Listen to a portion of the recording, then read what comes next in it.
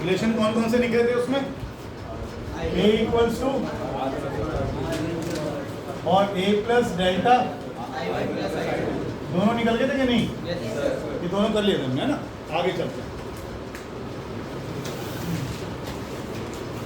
अब लिखो minimum deviation. Minimum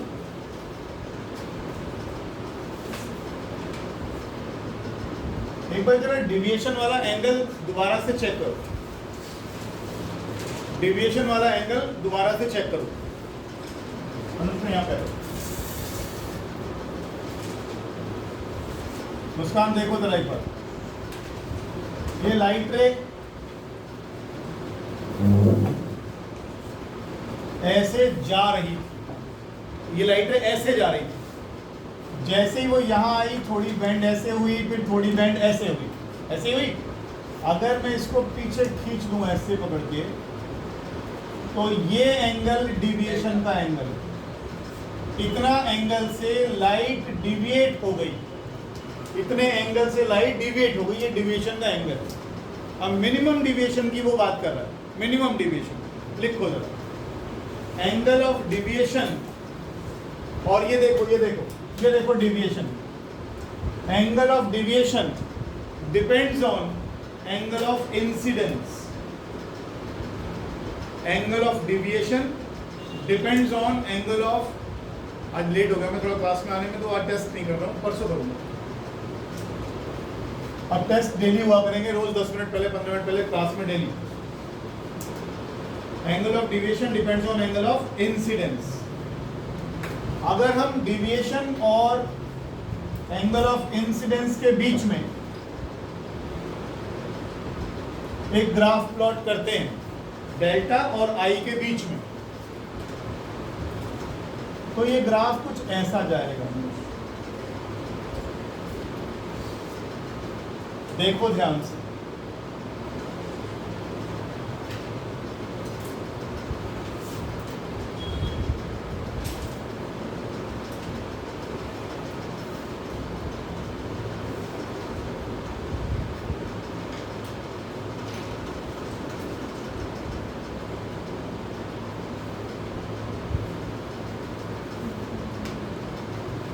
एक बार दोबारा देखो। पहली लाइन क्या लिखी है इसने? इसने बोला ये डेल्टा एंगल ऑफ इंसिडेंस पर डिपेंड करता है। डेल्टा एंगल ऑफ इंसिडेंस पर डिपेंड करता है। कैसे करता है? ग्राफ चेक करो। अगर एक पर्टिकुलर एंगल की बात मैं ना करूं, देखो जरा, एंगल ऑफ इंसिडेंस इतना है तो डिविएशन भी बहुत ज्यादा है। एंगल ऑफ इंसिडेंस इतना है तो डेविएशन थोड़ा कम हो गया। एंगल ऑफ इंसिडेंस इतना है, डेविएशन थोड़ा कम हो गया। इस पर्टिकुलर एंगल पर डेविएशन कैसा है? सबसे कम। क्योंकि उसके बाद जब मैं एंगल ऑफ इंसिडेंस और बढ़ाऊंगा और बढ़ाऊंगा और बढ़ाऊंगा और बढ़ाऊंगा तो डेविएशन भी बढ़ता जाएगा। यानी मिनिमम डेविएशन तो एक ही एंगल पर आ रहा है, ये एंगल पर आ रहा है। ये बात समझ लो, किस किस के बीच में हमने क्या चेंज करा है? ध्यान से देखो, ये जो डेविएशन का एंगल ऑफ इंसिडेंस आ रहा है आई, इसको आप कभी बढ़ा रहे हो, कभी घटा रहे हो। कभी लाइट रे को आप यहाँ डाल रहे हो, कभी यहाँ से डाल रहे हो, कभी यहाँ से डाल रहे हो, कभी यहाँ से डाल रहे हो। आप एंगल आई चेंज कर रहे हो, तो उसको उससे क्या नजर आ रहा है? डेल्टा में चेंज आ रहा है। तो डेल्टा में जो चेंज आ रहा है वो ऐसा आ रहा है। और इस ग्राफ से क्या पता लगता है? एक इंसिडेंस के एंगल के लिए डेविएशन कैसा आया है? मिनिमम आया है। लिखिए आगे तो, at a certain angle of incidence, at a certain angle of incidence deviation is minimum.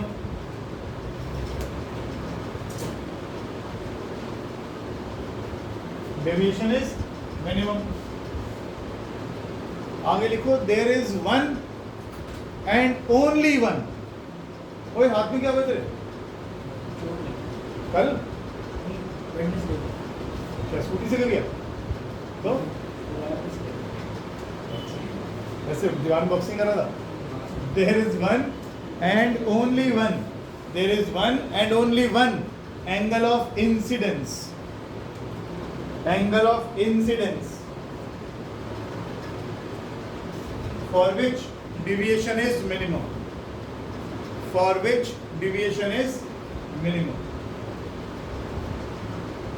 केवल एक ही एंगल ऐसा होगा, केवल एक, मतलब केवल एक, दो भी नहीं, जिस पर डिवीएशन सबसे कम आएगा।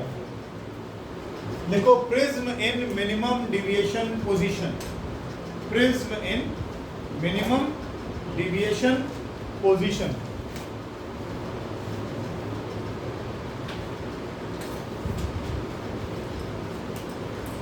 बस तो बहुत सारे बच्चों ने ब्रेक ले लिया।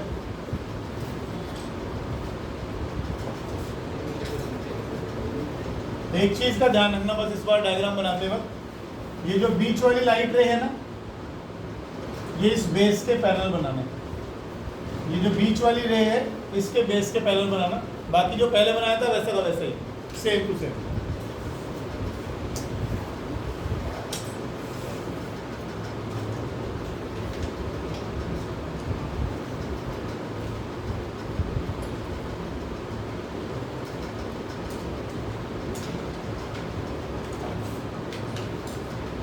ये पैरेलल बना दें।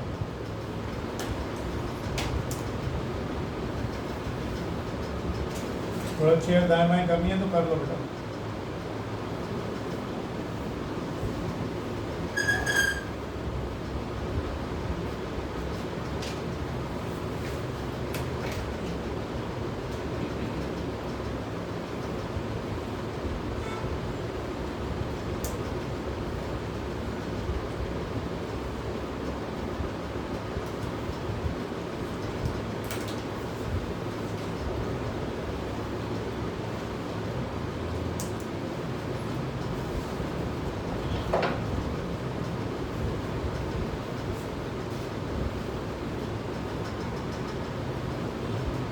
दूर से किसी को ना दिख रहा हो तो आगे आ सकता है वो।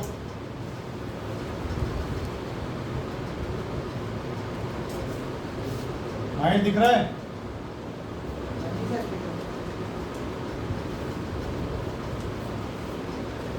देखिए,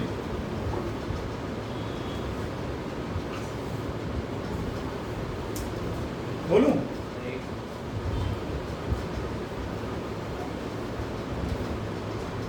ये बाहर जो मिरर लगाते हैं क्या बताने की कोशिश होती है? परपेंडिकुलर डालते हैं, प्रिंसिपल ऑफ रिवर्सिबिलिटी। लाइट ऐसे आएगी, वापस जाना चाहे तो उसी रास्ते निकल जाएगी।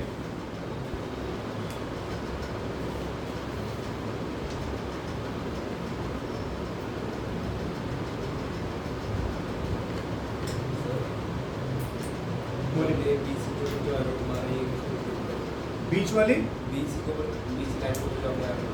ये वाली जो लाइट रे, हाँ ये बेस है, प्रिज्म का बेस है, नहीं ये तो मैंने सिर्फ आपको ये बताया कि भैया ये दोनों लाइन पैरेलल डालते ना, इसलिए बनाया मैंने। ये लो डबल बार लिखो। अब देखो, ज्योमेट्रिकली अगर हम प्रूव करना चाहें, ज्योमेट्रिकली जब प्रिज्म को मिनिमम डिविएशन की पोजीशन में रखा जाएगा तो ये लाइट रे जो जाएगी ना, ये इस बेस के पैरेलल निकल जाएगी। और अगर किसी आइसोसेलेस या इक्विलैटरल ट्राइंगल में ये लाइन बेस के पैरेलल डाल दी मैंने, ये एंगल 90 के नॉर्मल से, तो ये वाला एंगल और ये वाला एंगल कैसा हो जाएगा? बराबर हो जाएगा। लिखो, as there is one and only one angle of incidence, as there is one and only one angle of incidence,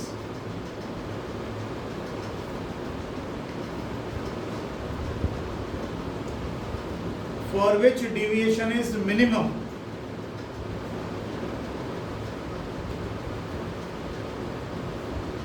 I2 must be equal to I1.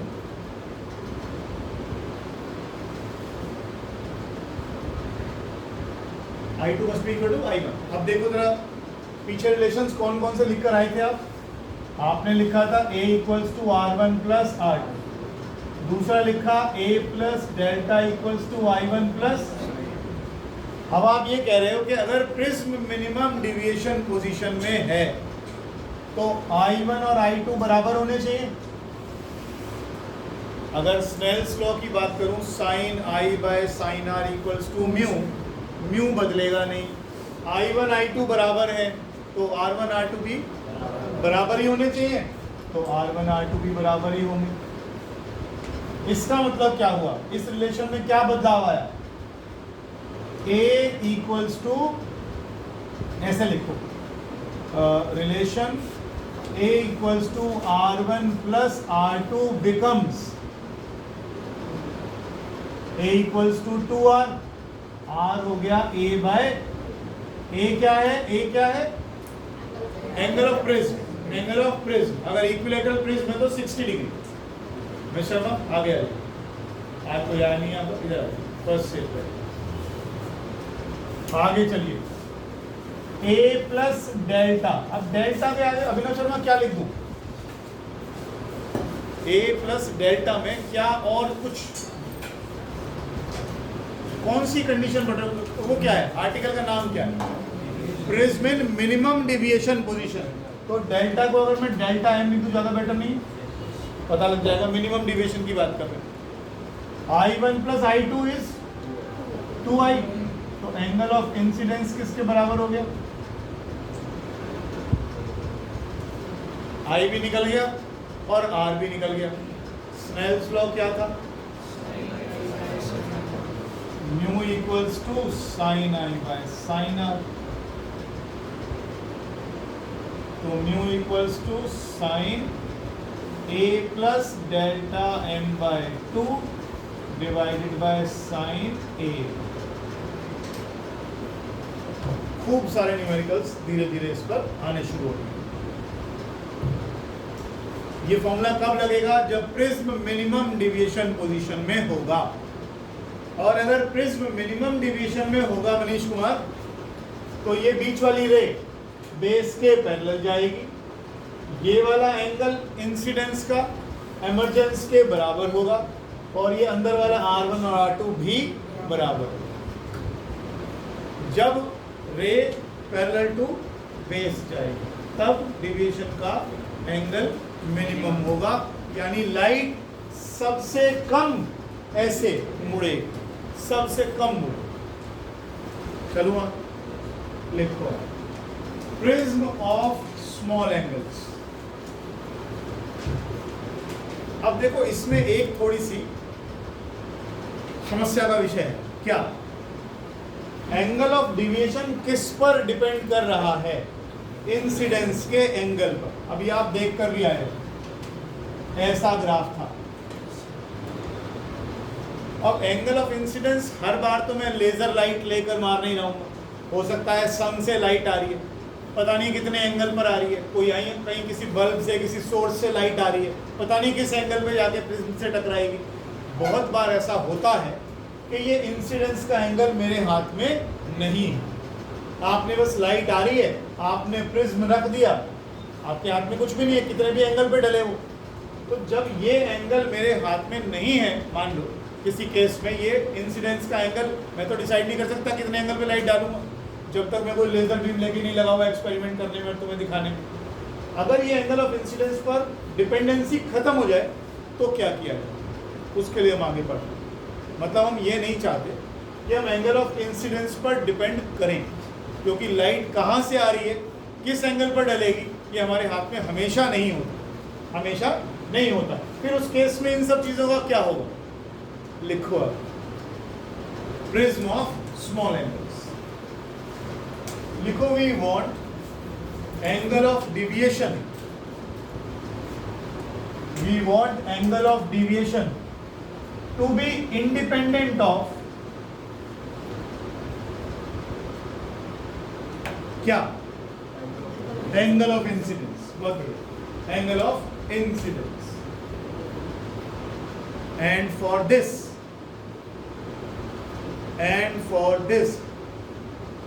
we take a prism of small angle.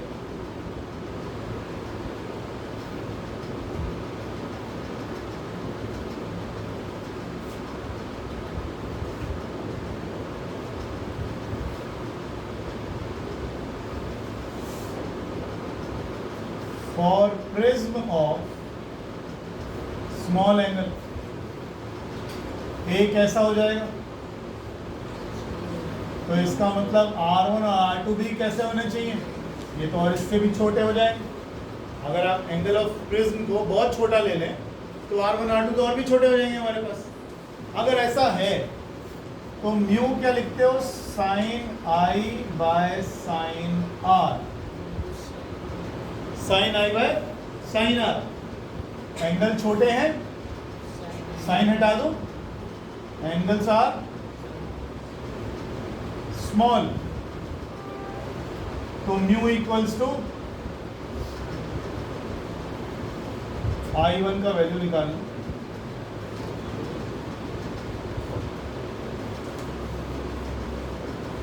Similarly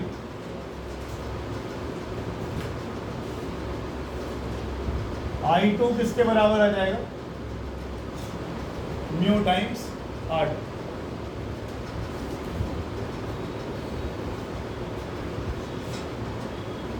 देख लिया?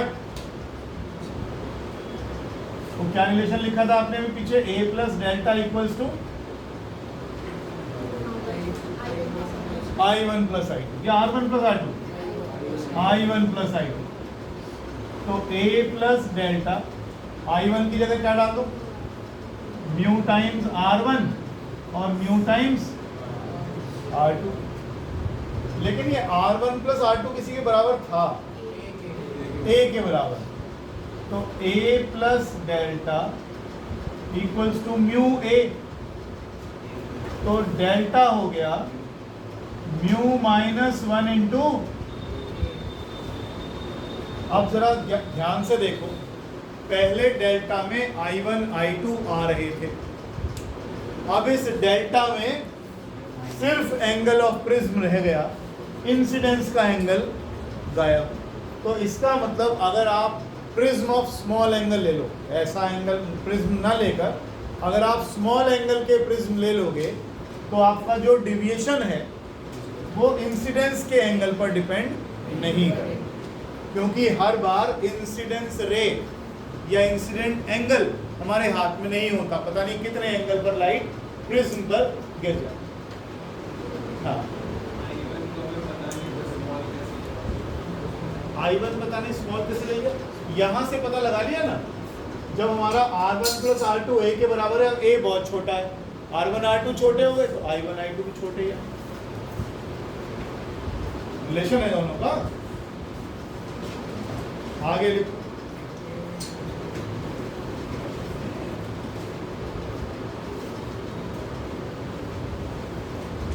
तसल्ली नहीं हुई, दोबारा बताओ। अरे ये relation देखना, ये तेरा कांस्टेंट है तो इनका रेशो भी कोई रहेगा। जब तू कह रहा है R1 छोटा है तो I1 बड़ा कैसे हो सकता है, ये भी छोटा ही निकलेगा। ज्योमेट्रिकली भी देख ले, पिछले वाले ज्योमेट्रिकली भी देखेगा,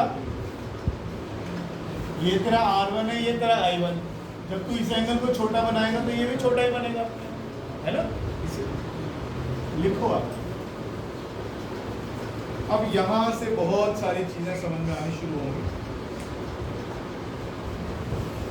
अब एक इंपॉर्टेंट नोट लिखो जो न्यूमेरिकल में काम आना है। जब तक कहा न जाए, एंगल ऑफ प्रिज्म दे दिया ना जाए, सारे प्रिज्म स्मॉल एंगल के ही लिए जाएंगे। Unless explain, unless told, all prisms will be prism of small angle. जब तक एंगल ऑफ प्रिज्म का वैल्यू आपको दिया ना जाए, सारे एंगल, सारे प्रिज्म स्मॉल एंगल वाले प्रिज्म ही कंसीडर किए जाएंगे।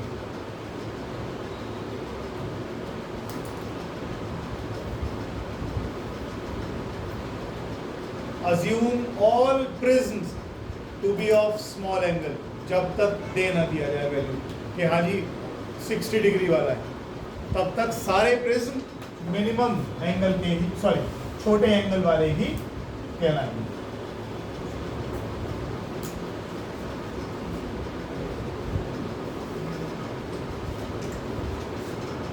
एक बार फिर से याद कर लेते हैं, इधर देखो, A plus delta equals to R1 plus R2, I1 plus I2। अच्छा, पढ़ते तो आया। और आगे क्या था, A equals to I1 plus I2, R1 plus R2। और आज ही करें कई सारे। Delta equals to mu minus 1 into, कब यूज करोगे ये बात ध्यान रखना। आपकी एसएल अरोड़ा के अंदर 2-3 क्वेश्चंस ऐसे सॉल्व किए हुए हैं जिसमें प्रिज्म का एंगल 60 डिग्री लेकर भी उसने यही एंगल लगा दिया, ये रिलेशन लगा दिया। गलत है वो सवाल। 2 सवाल तो मेरे को याद है, लेफ्ट साइड पे मेरी बुक में तो लेफ्ट में दिए हुए थे, नंबर बता दूंगा मैं। गलत है वो सवाल। ये केवल तभी इस्तेमाल करोगे जब एंगल ऑफ प्रिज्म छोटा होगा। बड़े एंगल के लिए आप इसको यूज नहीं करोगे। एक और लिखा था मिनिमम डेविएशन के केस में, भूल गया नीचे बताओ, साइन ए बाय साइन, यही करें और तो कुछ चौथा हमने करें 4 क्वेश्चन यही करें। ये तो नॉर्मल प्रिज्म के लिए लिखे ही है। ये प्रिज्म के लिए कौन सा स्मॉल एंगल, और ये कब होगा जब मिनिमम डेविएशन होगा, जब मिनिमम डेविएशन होगा। ठीक है, आगे से हेडिंग डालिएगा dispersion of light. Dispersion of Sunny, dispersion का मतलब डिस्पर्स होना माने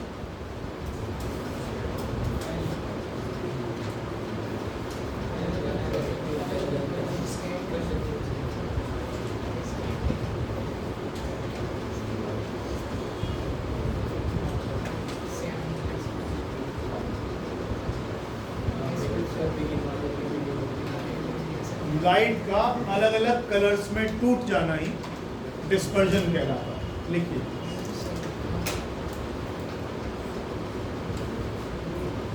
ये रेड कलर है और ये वायलेट कलर, और ये आ रही है आपकी वाइट लाइट। आज इसका रीजन ढूंढने की कोशिश करेंगे कि ये विब्ग्योर ऐसा ही क्यों बन रहा है कि V नीचे और R ऊपर, V नीचे और R ऊपर। मतलब अगर आप डेविएशन देखें, कौन सबसे ज्यादा मुड़ा है वायलेट, और कौन सबसे कम मुड़ा रेड वाला। क्यों ऐसा हुआ, जो अभी हमने रिलेशंस लिखे और एक आध और, उससे हमारा काम हो जाएगा। लिखें स्प्लिटिंग ऑफ वाइट लाइट, नहीं अच्छा बना लो पूरा बना लो, इसको बना लो पहले।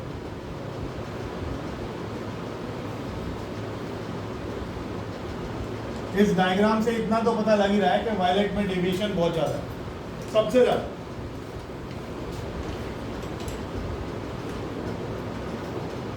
लिख लिया था रेड कलर में और वायलेट कलर में से किसका वेवलेंथ सबसे ज्यादा है? ध्यान देना तो सब चीजें भूला मत करो।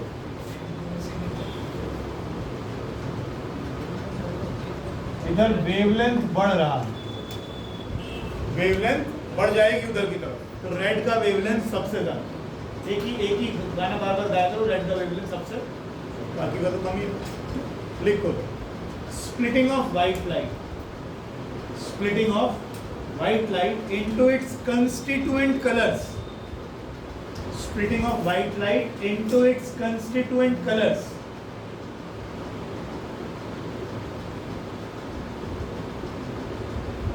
is called dispersion of light, is called dispersion of light।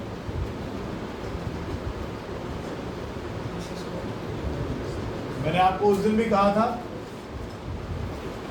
इसको क्या नाम देते हैं, बहुत बढ़िया, मीन येलो कलर,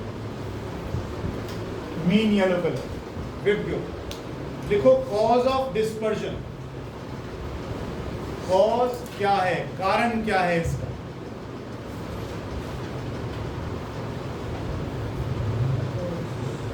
बोलो, लिखो refractive index of a medium depends on wavelength of light. आज ये दूसरी बार बताऊंगा, मैं पहले एक बार बता चुका। मैंने आपको पहले भी कहा था इस चीज के लिए अलग ये क्लास है हमारे पास, ग्लास का रिफ्रैक्टिव इंडेक्स आप लिख लेते हो म्यू, और अभी कुछ और लिखकर बैठे हो आप। क्या कह रहे हो आप? Refractive index depends on wavelength of light. इसका मतलब क्या है कि अगर मैं वायलेट लाइट डालूंगा तो रिफ्रैक्टिव इंडेक्स कुछ और होगा, रेड लाइट डालूंगा तो रिफ्रैक्टिव इंडेक्स कुछ और होगा। तो फिर हम रिफ्रैक्टिव इंडेक्स जो ग्लास का 1.5 लेते हैं वो किसके लिए लेते हैं? वो मीन येलो कलर, ध्यान रखिएगा, वो हम एवरेज ले लेते हैं, मीन येलो कलर के लिए लेते हैं कि 1.5 आ गया, पानी का 1.3 आ गया, वो मीन येलो कलर के लिए लिया जाता है, ठीक है ना। अदरवाइज कलर बदलूंगा तो रिफ्रैक्टिव इंडेक्स बदलेगा, कलर बदलूंगा तो रिफ्रैक्टिव इंडेक्स बदलेगा। एक ही मटेरियल का रिफ्रैक्टिव इंडेक्स अलग अलग कलर के लिए अलग अलग होगा। एक ही मटेरियल का रिफ्रैक्टिव इंडेक्स अलग अलग कलर के लिए अलग अलग होगा, ठीक है जी। लिखिए please. That is the same material, मैं लिखवाई रहा हूँ, that is the same material has different refractive indices. That is the same material has different refractive index for different wavelength.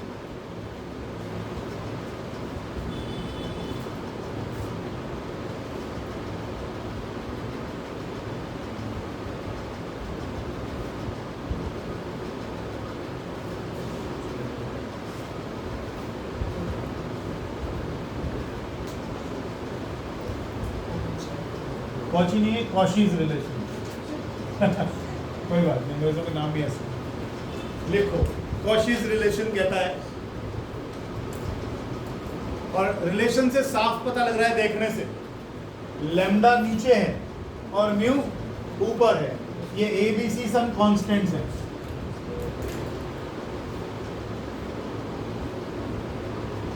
कि अगर लैम्डा ज्यादा होगा तो रिफ्रैक्टिव इंडेक्स कम होगा।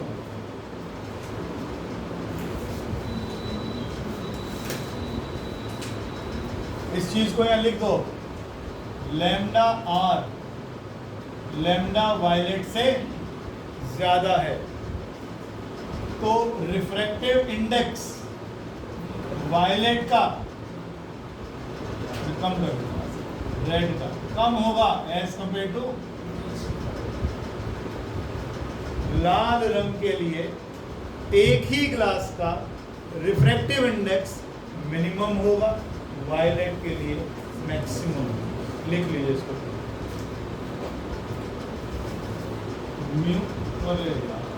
म्यू फॉर वायलेट कैसा होगा और mu for red minimum.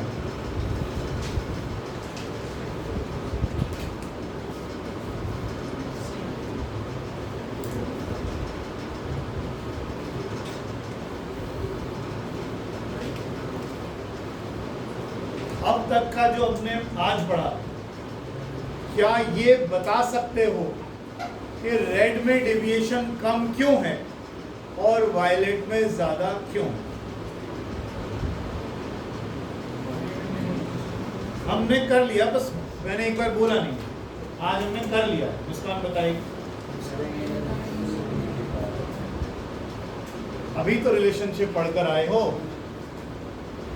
Delta equals to mu minus 1 into,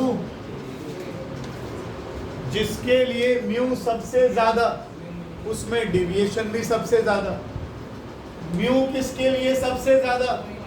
violet के लिए, तो वायलेट में डेविएशन भी सबसे ज्यादा, तो वायलेट यूं मुड़ के बहुत ज्यादा मुड़ के नीचे गया। रेड का म्यू सबसे कम, डेविएशन सबसे कम, तो मुड़ा भी कम, डेविएशन भी सबसे। ठीक, आगे लिखो, ये लिख लो कहीं पर, ये लिखा है ना, कंटिन्यूएशन में ये लिख दो, from relation this mu r is less than mu v, therefore delta r is less than delta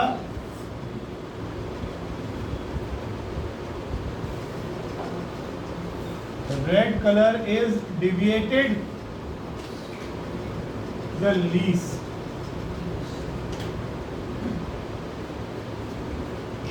The red color is deviated the least. Red colour में डेविएशन सबसे कम होगा.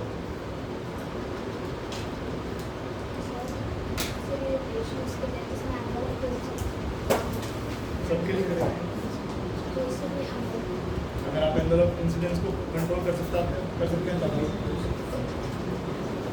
एक बात बता सकते हो, रेड कलर की स्पीड ज्यादा होगी या वायलेट कलर की स्पीड ज्यादा होगी?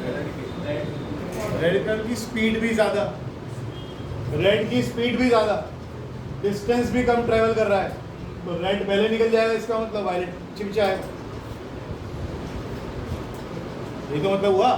तुमने कहा रेड की स्पीड ज्यादा, पहले तो ये बता दो कैसे बोलती है. वेवलेंथ से स्पीड का क्या लेना है? तो सबकी क्या स्पीड नहीं, डिफरेंट आएगी. रिफ्रैक्टिव इंडेक्स का फॉर्मूला बताइए. C/V. Speed of light in vacuum में तो कांस्टेंट है ही. म्यू और V इनवर्स में आ गए ना.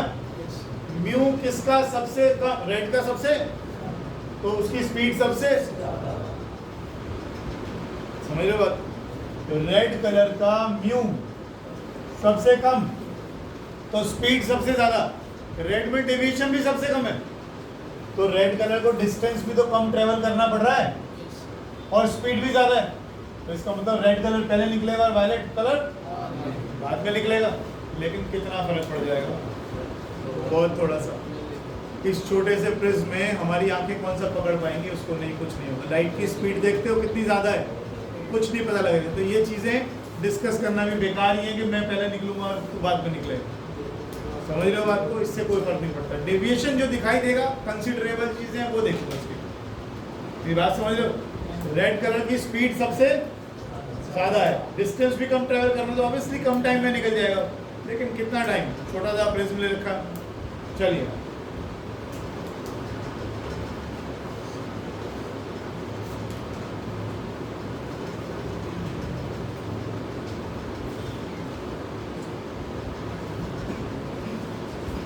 एक बार फिर से. A plus delta equals to R1 plus R2. ठीक लिखा है? आप ठीक लिखा है? A equals to R1 plus R. दो और बताओ, याद दिलाओ फटाफट. Mu equals to sine. अरे बोलते जाओ, मेरे को थोड़ी याद करने भाई. A by delta equals to for small angle prism. अब एक कॉशीज रिलेशन और निकल आया. ये बता रहा है लैम्डा ज्यादा म्यू कम, लैम्डा ज्यादा म्यू कम. ठीक. और एक और निकला. बस ये क्या, ये करें बस, बाकी तो रिजल्ट से निकला. ठीक. Angular dispersion. एंगुलर डिस्पर्जन यहां नहीं आता है.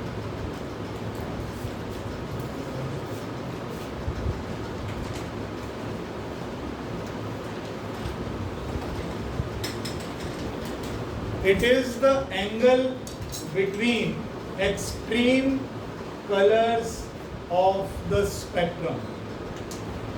जिनके पास स्केल नहीं है, बनाना मुश्किल होगा.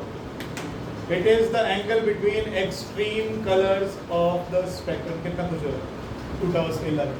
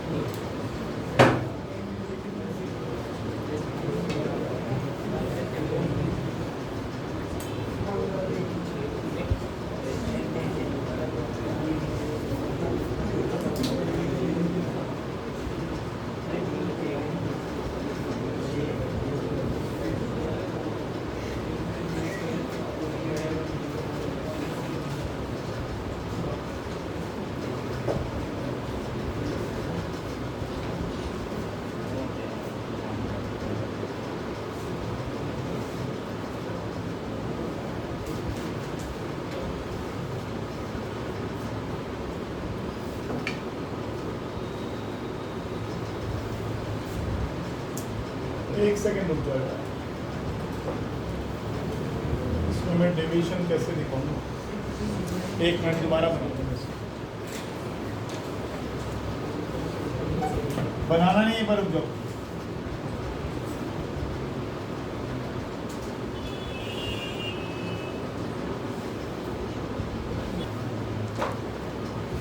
मिनट लगेंगे? नहीं लगे, मेरा शरीर थोड़ा बड़ा था इसलिए ऐसा लगा। जो बच्चे पीछे बैठे उन्हें बता दो, ये थीटा लिख रहा हूं यहाँ पे, ये एंगल थीटा है।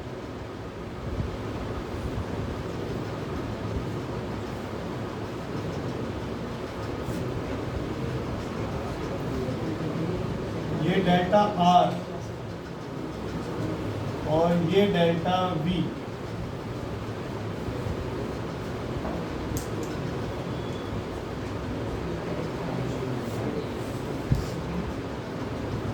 ये रेड कलर है, ये वायलेट कलर है।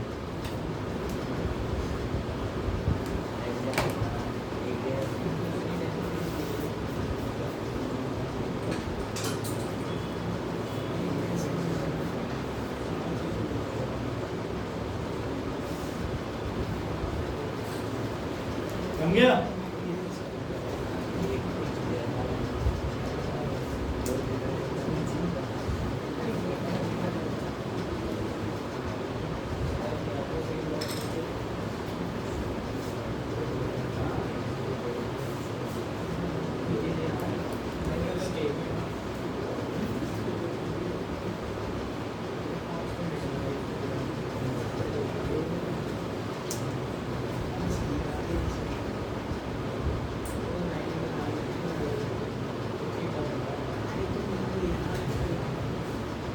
Angular dispersion,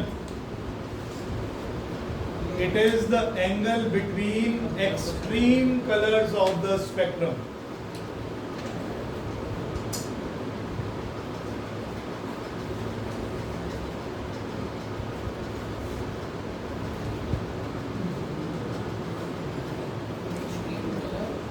Of the spectrum. देखो सामने दिख रहा है तुम्हें, देखो जरा, देखो देखो देखो पहले, इधर देख, ये लाइट गई, ये वायलेट मुड़ गई और ये रेड मुड़ गई। इस रेड को और वायलेट को पीछे खींच ला, तो ये कहलाते हैं एक्सट्रीम कलर्स। एक एंड पे वायलेट है और एक एंड पे रेड है, उनके बीच में जो ये एंगल बना, इसे कहते हैं एंगुलर डिस्पर्जन। इसे कहते हैं एंगुलर डिस्पर्जन। जरा एंगल्स की बात करो इनकी, ये लाइट ऐसे जा रही थी लेकिन रेड किधर मुड़ गया, इधर, तो ये डेविएशन का एंगल आ गया रेड का और ये डेविएशन का एंगल आ गया वायलेट का। अगर देखो तो इसमें कोई रिलेशनशिप मिलेगा भी आपको तीनों में। ट्रायंगल की प्रॉपर्टी दिखती है कोई, देखो जरा,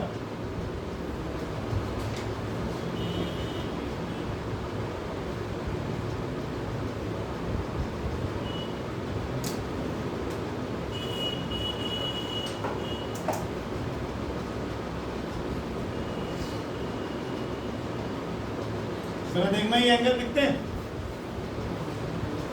ये डेल्टा आर है तो अंदर वाला कितना होगा, डेल्टा आर। ये एक्सटीरियर एंगल हो गया, तो एक्सटीरियर एंगल किसके बराबर हो गया, delta R plus delta theta, sorry यहाँ, तो थीटा हो गया डेल्टा वी माइनस डेल्टा। यही तो हम कह रहे थे, जो पहली डेफिनेशन लिखी है, it is the angle between extreme colors of the spectrum.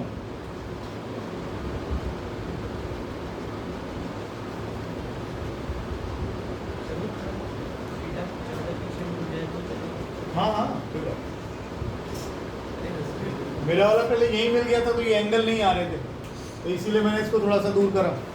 ज़्यादा पीछे इसलिए मिल रहा हो, मैं बता देता हूँ, बनाते हुए अगली बार ध्यान रखियो, ये लाइन तेरी पैरेलल से आ रही होगी, देख वो इसीलिए दूर जा रही है। पैरेलल मत डाल, कोई बात नहीं, कोई बात नहीं, हंस ले, खुल के हंस ले। लिखो आगे, वी में ऑल्सो डिफाइन, वी में also define angular dispersion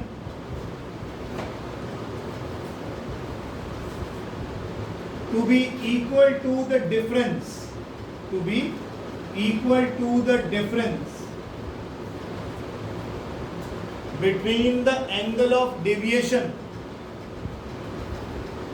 between the angle of deviation of extreme colors.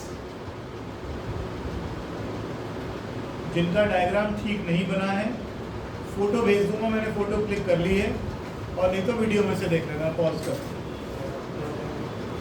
आगे लिखें, अभी डेल्टा का कोई वो भी लिख के आए थे ना रिलेशनशिप, क्या लिखा था? Delta equals to mu minus 1 into A, यहाँ डाल दो। हाँ जी, स्मॉल एंगल के लिए तो थीटा हो गया म्यू वी माइनस 1 इंटू ए, और म्यू आर के लिए हो गया mu R minus 1 into A. तो ये किसके बराबर आ गया? ए तो बढ़ गया, mu b minus mu r लिख। इसे कहते हैं एंगुलर डिस्पर्जन।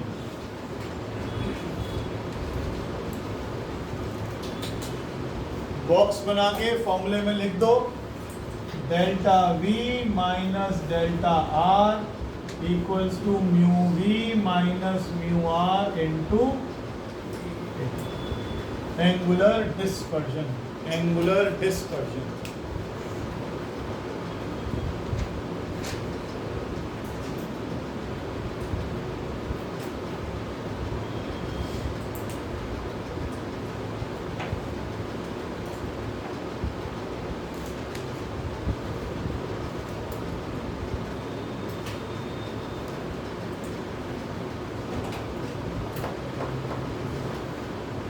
बोलू, लिख रहे हैं, लिख लो।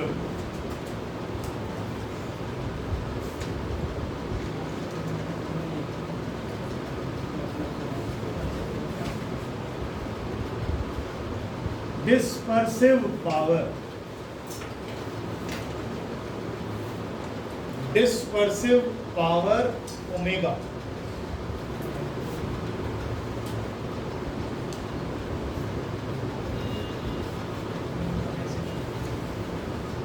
डिस्पर्सिव पावर ओमेगा देखो, it is the angle between, नहीं sorry, it is the ratio, it is the ratio of angular dispersion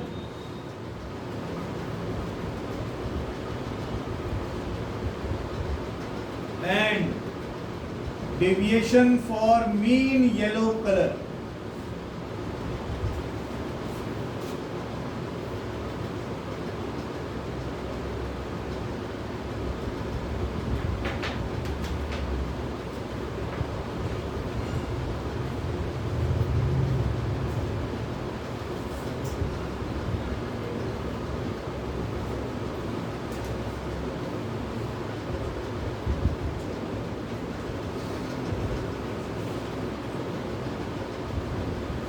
नीचे वाले फॉर्मूले में क्या लिख दूं?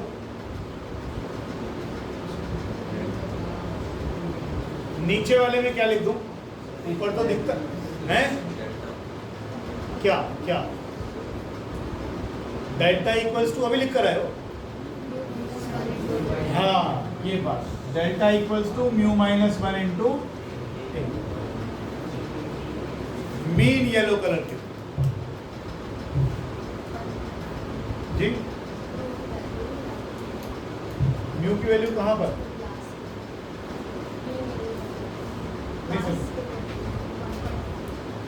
नहीं, वो डाल ही नहीं सकते। अब क्यों डालेंगे? अब ग्लास में कौन सा glass? Flat glass, crown glass, plain glass, कौन सा ग्लास बताएं? ठीक है, एक काम कर सकते हो, ये कर लो, इसको भी लिख के आए हो ना, पीछे मैंने कहा था बॉक्स में डाल लो। क्या लिखा था वो?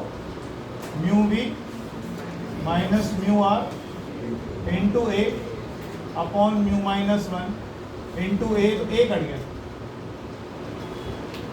अब तुम्हारा डाउट खत्म हो जाएगा तो तुम कह रहे थे ये म्यू किसके लिए? वायलेट के लिए। ये म्यू किसके लिए? रेड के लिए। ये म्यू किसके लिए? Mean yellow colour. अगर मीन येलो ना दे रखा हो तो क्या करूं? दाएं बाएं के कलर ले लो, उनका एवरेज निकाल लो। वायलेट का ले लो, रेड का ले लो, डिवाइडेड बाय 2 करो। मीन येलो कलर बोल रहे हो। वायलेट का ना दिया हो तो ब्लू ले लो, पहला प्रोमिनेंट कलर ब्लू होता है, लिखो लो।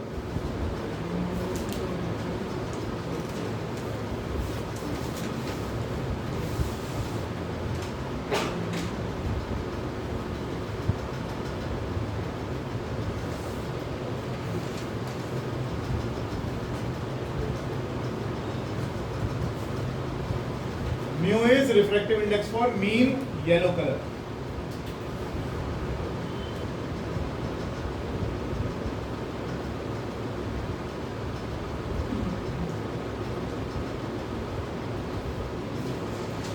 ये है डिस्पर्सिव पावर, और इसमें एक लाइन और ऐड कर लेना, it is a property of the medium, it is a characteristic of the medium.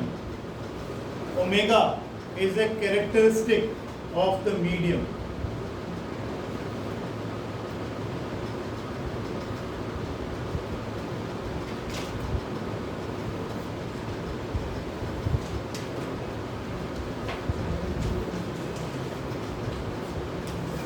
निष्ठा, ये फॉर्मूला कहाँ पढ़ा था? बोलना नहीं कोई और।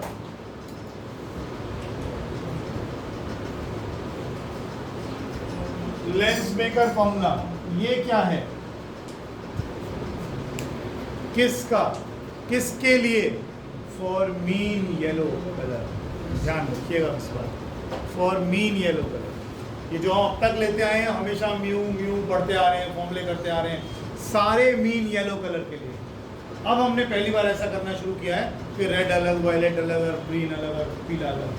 मीन येलो कलर के लिए म्यू लेते हैं, ठीक है जी। आगे चलो ब्रेक ले लो 2-4 मिनट है, अभी टाइम हमारे पास। अभी आप लिख कर आए थे ये लिखा था, ये लिखा था डिस्पर्सिव पावर, मीडियम की प्रॉपर्टी थी। आपने बोला था ये किसके बराबर है? Mu b minus mu r upon mu minus 1। Mu किसके लिए लिया था? मीन येलो कलर के लिए। अगर ये ना दिया हो तो आप ये यूज कर लोगे, ये हमने बात करी थी अभी। ये कह रहा है पहला प्रोमिनेंट कलर कैसा है? ब्लू है। तो वायलेट और इंडिगो में एनर्जी कैसी है? कम है। अगर ऐसा है तो हम इस फॉर्मूले में क्या बदलाव कर सकते हैं?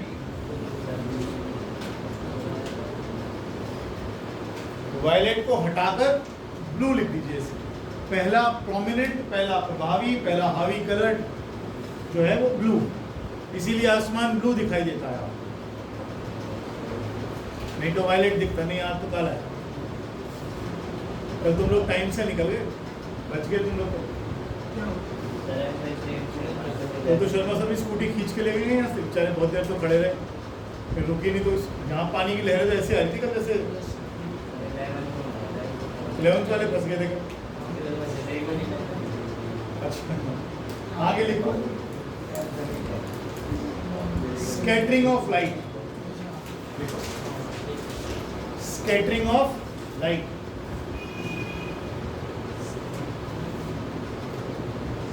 गांधीनगर की तरफ तो और बुरी हालत होगी। गांधीनगर सेफ था, अच्छी जगह, अच्छी बात। अंकल का नाम है, लिखो। फाउंड दैट, क्या बोलते हैं मुझे भी नहीं पता। हाँ जी लिखो। Rayleigh found that intensity of scattered light, कौन सी कलर सबसे ज्यादा स्कैटर होता है?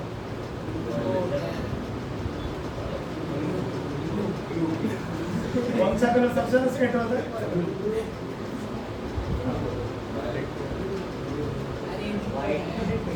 सही कह रहा है तू, देख तो रहा है आसमान नीला दिख रहा है। लिखो, ठीक बात है। Found that intensity of scattered light, Rayleigh found that intensity of scattered light is inversely proportional to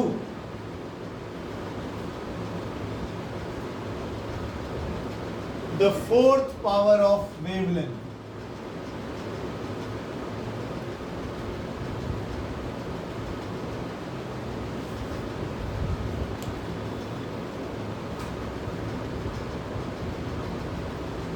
ठीक है,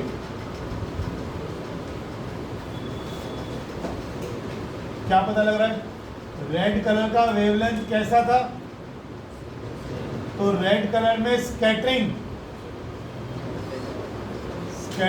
इन रेड कलर मैक्सिमम होगी। शर्म तो आती नहीं। कैसी होगी? मिनिमम।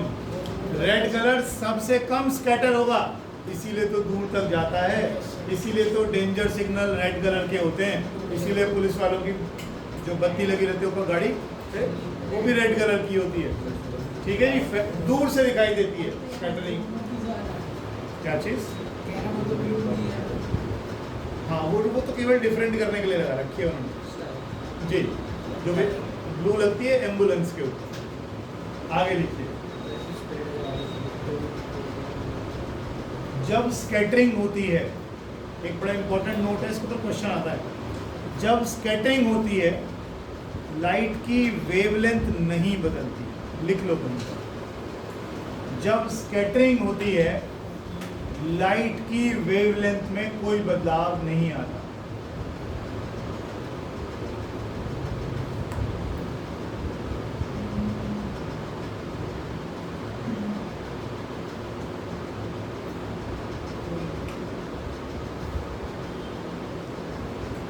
ठीक है जी, आगे डालिएगा हेडिंग। क्या रह गया निखिल यादव?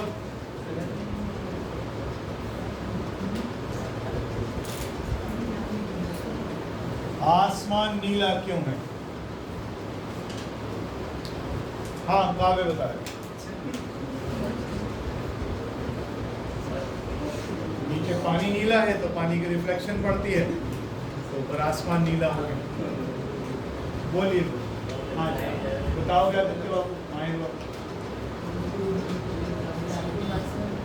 किस में स्कैटरिंग मैक्सिमम होती है? बिल्कुल ठीक बात है, यही तो करना है। इसको लिख लो, रीड फ्रॉम बुक।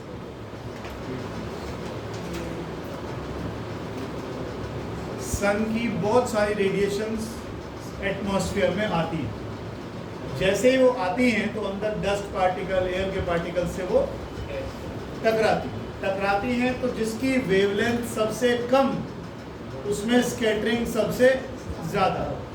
सबसे कम तो वायलेट की है, फिर आसमान वायलेट और इंडिगो क्यों नहीं है? ब्लू क्यों है? अभी हम लिख कर आए भैया, इंटेंसिटी कम है उनकी। इंडिगो और वायलेट की इंटेंसिटी कम है, तो पहला प्रोमिनेंट कलर कौन सा है? ब्लू। तो वही फैल जाता है सारे में, तो आपको बिल्कुल आसमान नीला नीला दिखाई देता है।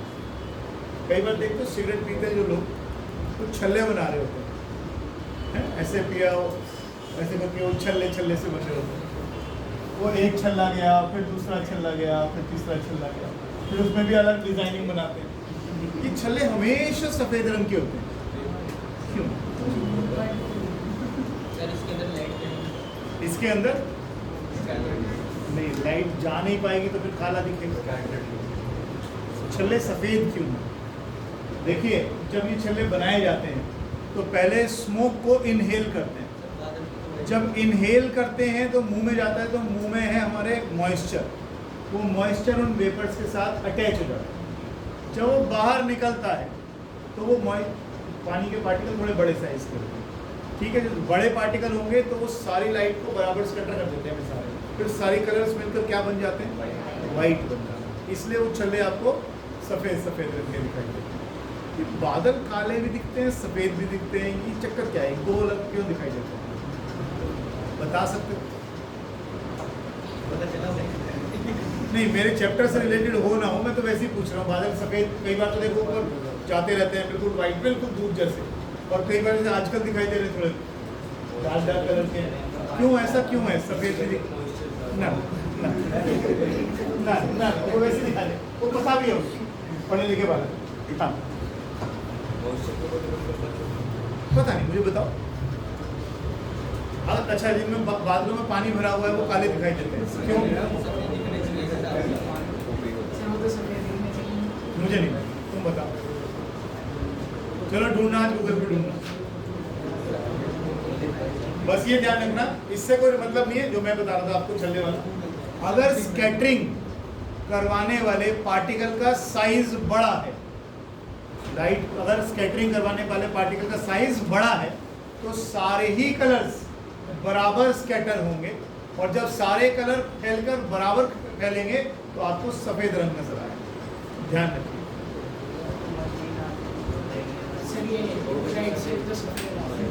सनलाइट, सनराइज और सन, एक और लिखो, ड्यूरिंग सनराइज और सनसेट, ड्यूरिंग सनराइज और sunset sky appears to be reddish. क्यों?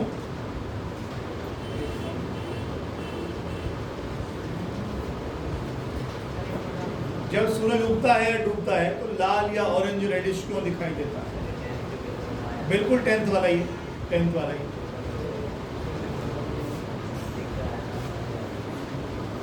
तुझे उठाने आए नहीं वो तो वही ससुराल वाले बच गया है, उनका बच्चा तक किया नहीं, वो मैंने उसे उदित से मिलवा दिया, तो उदित के बराती आए और धाए धाए धाए फायर किया 4-5 बार, बस तो बोले छोड़ो छोड़ो, ये तो खतरनाक बच्चे बढ़। सच्ची है, किसी ने वो फोन में नहीं करा, फोन आया था तेरे पास, फोन नंबर कैसे मिल गया? कुछ गद्दार बैठे हैं, एक आया नहीं, कोई ना कोई तो है। अबे अपने दोस्तों का भी नंबर दे देते हैं यार, गंदे बच्चे।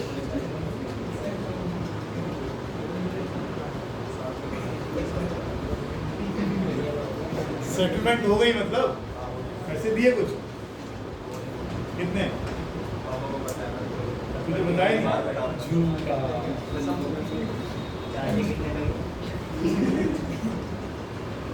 चलो आराम से चलाए, तो ऐसे कुछ गलती हो जाती है तो क्या होगा, तो थप्पड़ मार लेगा, पैरों में लोड दो, सबसे अच्छा तरीका है। बेटा सॉरी बोल देना, बुरा नहीं करो, घबरा गया तो उस दिन पता नहीं क्यों होता है, पर कभी पहले उल्टे काम सिखा दे उसको। हाँ अभी तो इन्होंने पकड़ा था, आगे पुलिस वाले पकड़ ले, नंबर प्लेट पर रख ले। नहीं ऐसे काम नहीं, वाले काम। सबसे आसान तरीका होता है भैया, क्या होगा, लड़ लेगा, थोड़े ऊपर पकड़ लेगा, डरना नहीं चाहिए ऐसे। मेरे अंदर गलती हो गई, मेरे से सॉरी। भाई ज़्यादा क्या होगा, आपको चलो मैं पापा से मिलवा देता हूँ, जो आपका नुकसान है करवा देंगे, खत्म हो जाएगी बात। एक्सपीरियंस होना चाहिए, शारदा में ये तो चलता है, गलती हो गई। शारदा शर्मा जी वैसे बच्चे भी थे जो पिटता देख के भाग जाते नहीं, वो तो मैं जानता हूँ सर, देख रहा था, अच्छा देख रहा था ये और अच्छा है, हाँ नहीं था, बल्कि मैंने तो वीडियो में देखा, 2 इसलिए मारे, उन्हें मारो मारो मैं नहीं जानता इसको बोले। चलिए सुनिए सुनिए सुनिए, अब बोलिए, थोड़ी दूर हो गई। जब सनराइज हो रहा है और जो ये नून का टाइम है, जब सनराइज होता है तो आप होराइजन है काफ़ी दूर होता है आपसे, और जब घूमकर ऐसे आता है तो ये डिस्टेंस आपका थोड़ा सा कम हो जाता है। सुबह और शाम ये दूरी थोड़ी सी ज़्यादा हो जाती है। जब सुबह और शाम ये दूरी थोड़ी ज़्यादा हो जाएगी तो यहाँ से जो लाइट निकलेगी, बाकी सारे ही कलर्स स्कैटर हो जाएंगे, फैल जाएंगे, सब खत्म हो जाएगा। यहाँ तक सबसे कम कौन सा कलर है जो सबसे कम फैलेगा? Red colour. और रेड कलर क्योंकि स्कैटरिंग बहुत कम हुई है तो दूर तक जाएगा, तो बाकी सारे कलर्स लूज कर देंगे अपनी एनर्जी, लेकिन रेड कलर जो कि सबसे कम स्कैटर हुआ है वो आपके पास तक यहाँ पे पहुँचेगा। तो जो लास्ट कलर आपकी आंखों में पहुँचा वैसा ही आपको सूरज का रंग दिखाई दिया। तो जब सनसेट या सनराइज होता है उस समय सन आपको रेडिश इसलिए दिखाई देता है क्योंकि बाकी सारे कलर तो स्कैटर अवे हो जाते हैं। रेड कलर जो कि सबसे कम स्कैटर होता है वो दूर तक ट्रेवल कर पाता है और हमारी आंखों में लाल रंग ही पहुंचता है। लाल रंग यहाँ तक पहुंचता है तो हमें लाल रंग दिखाई देता है। क्लियर है ये चीज? अब दिखेगा इसमें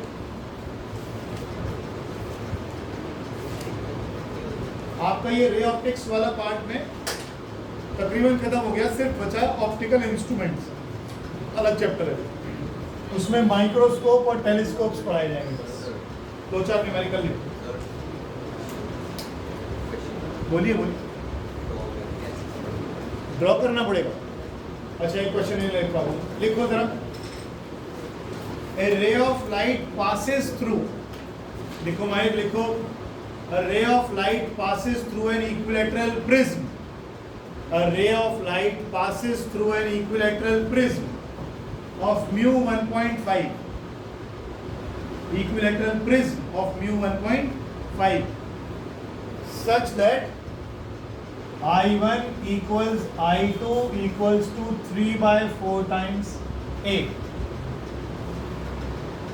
Find एंगल ऑफ डेविएशन। आसान सा क्वेश्चन है, उम्मीद करूंगा सब लोग कर पाएंगे। करिए प्लीज। हाँ मुदित बोलो। प्रिज्म है इक्विलैटरल, तो ये एंगल कितना हो गया 60, तो ये कितना हो गया 3/4 इंटू 60 मतलब 45 डिग्री। तो I1 I2 की वैल्यू कितनी आ गई 45। ये 60 है, ये डेल्टा है, ये 45, ये 45, तो डेल्टा आ गया 30। जिन लोगों ने delta equals to mu minus 1 into A मना करने के बावजूद लगाया, आंसर गलत ही आएगा। ये केवल स्मॉल एंगल्स के लिए काम करेगा, small angle small angle small angle. यहाँ तो एंगल ऑफ प्रिज्म बहुत बड़ा है 60 डिग्री, इसलिए आंसर गलत आ रहा हो।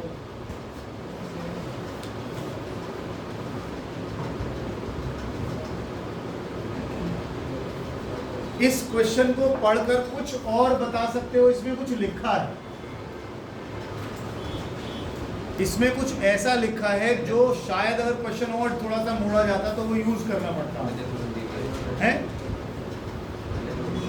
ये मिनिमम डेविएशन का केस है, याद करो। I1 और I2 बराबर है, I1 और I2 बराबर होंगे तो जो लाइट यहाँ जाएगी वो बेस के कैसी जाएगी, पैरेलल जाएगी। और ये मिनिमम डेविएशन का केस है, मिनिमम डेविएशन का केस लिख लेना कहीं, ये मिनिमम डेविएशन का केस बना। आगे लिखो।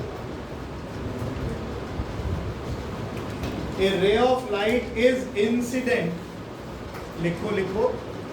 A ray of light is incident at an angle of 60 degree, at an angle of 60 degree on face of a prism, on face of a prism of angle 30 degree.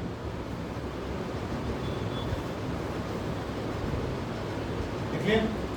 The emergent ray makes an angle of 30 degree.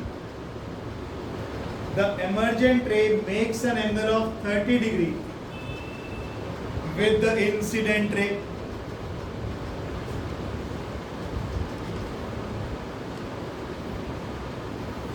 Show that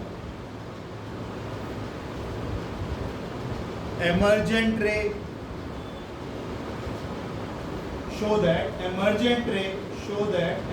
ray is perpendicular to the surface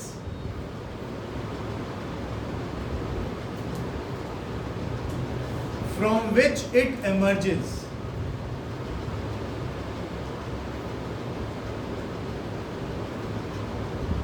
Also find mu.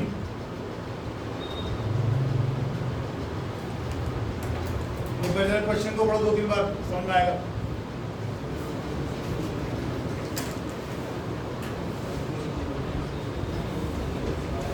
कहता है रे of light हमने 60 degree पर डाल दी है ऐसे prism में जिसका एंगल 30 डिग्री है। जरा देखें, ये 30 डिग्री का प्रिज्म आ गया। आदित्य इधर देखो,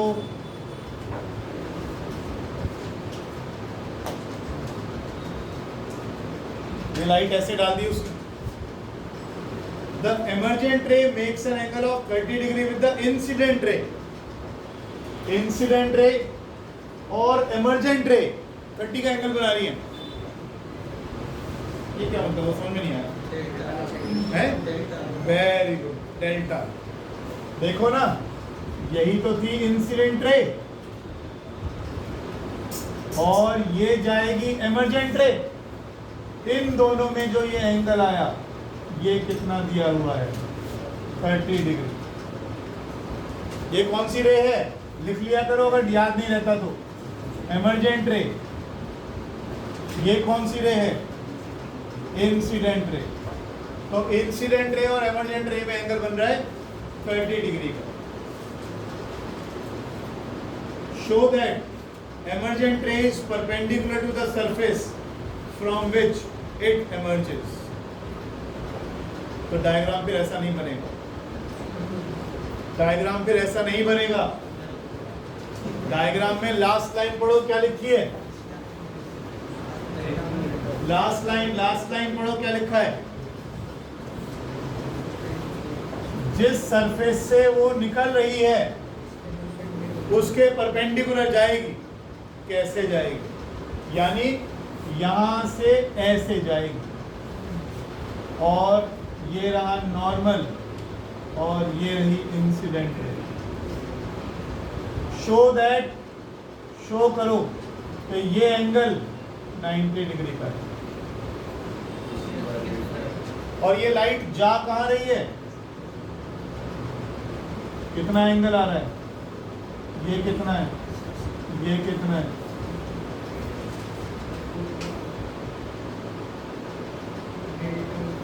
डेल्टा तो अभी भी वही है जो तुमने बोला, गलत थोड़ी हो गया वो। 5 फॉर्मूले हैं, 2-3 बार तो आज लिखवा चुका हूं। बचता ही क्या? एक फॉर्मूला आपने जो मिनिमम डिवीजन तो लगेगा नहीं इसमें, ये वाला एंगल था भाई, मिनिमम डिवीजन तो इसमें लगेगा नहीं। कैसे लग जाएगा? एंगल 30 डिग्री का दे रखा है, तो छोटा एंगल थोड़ी है, अच्छा बड़ा एंगल है। ए कितना है? 30। डेविएशन कितना है? 30। I1 कितना है? 60। I2 निकालना है, कितना आ गया? बात बिल्कुल ठीक है। I2 कितना आएगा? I2 किस किस के बीच में बनता है? नॉर्मल और एमर्जेंट रे के बीच में। तो जहां नॉर्मल है वही एमर्जेंट रे है। समझ रहे हो नहीं? तो लड्डू प्रसाद ऐसे देखना, देख जरा ध्यान से। नॉर्मल वाला बनाता हूँ तेरे लिए। ये गया? ये क्या है? नॉर्मल। ये कौन सा एंगल है? I2। इस I2 को जीरो करने का तरीका बता। ये I2 फिलहाल किधर है? इधर है। जीरो कर, ऐसे करता जा, ऐसे करता जा, ऐसे करता जा, जीरो हो गया। इसका मतलब अगर तू नॉर्मल के अलोंग लाइट को भेज देगा तो फिर I2 कितना हो जाएगा? इसने क्या करा? नॉर्मल के अलोंग लाइट भेज दी, तो I2 कितना आ गया?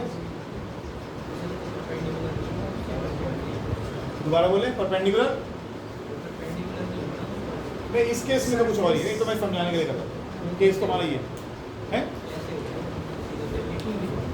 डेविएट हुई ना, यहां से डेविएट हुई, लेकिन जब कोई स्लैब के ऊपर परपेंडिकुलर रे डालते हो तो सीधी निकल जाती है। इसका मतलब यहाँ पर ये डल ही परपेंडिकुलर गई, कैसे निकल जाएगी? सीधी। किसी और एंगल पर डलती तो जरूर मुड़ती नजर आती। एक और सवाल रह गया, म्यू रह गया। म्यू निकालो, म्यू निकालो, म्यू।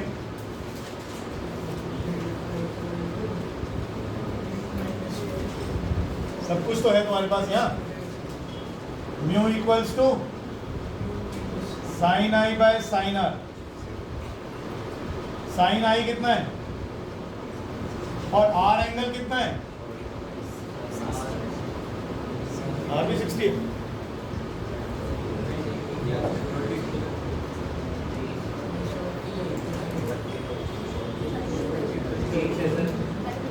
तीस कैसे हो गया?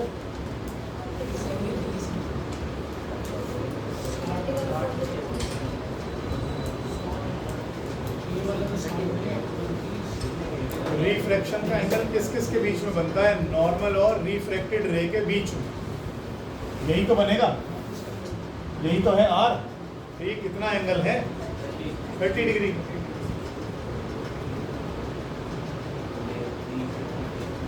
काटपीट कर लो, नहीं समझ बढ़ दो। ये तेरा क्या है? बोल अब। नॉर्मल। ये कौन सी रे है? रिफ्रैक्शन की, रिफ्लेक्टेड रे। तो इनके बीच में एंगल कितना होना? आर। बन गया। अब ये 60 क्यों है? जरा इन दो रेज को देखना, ये दो रेज ऐसे आ रही हैं, तो ये दोनों एंगल कौन से हो गए? Vertically opposite. तो इधर 60 है तो इधर भी कितना बनेगा? 60 बनेगा, इसलिए 820 डिग्री। अब जा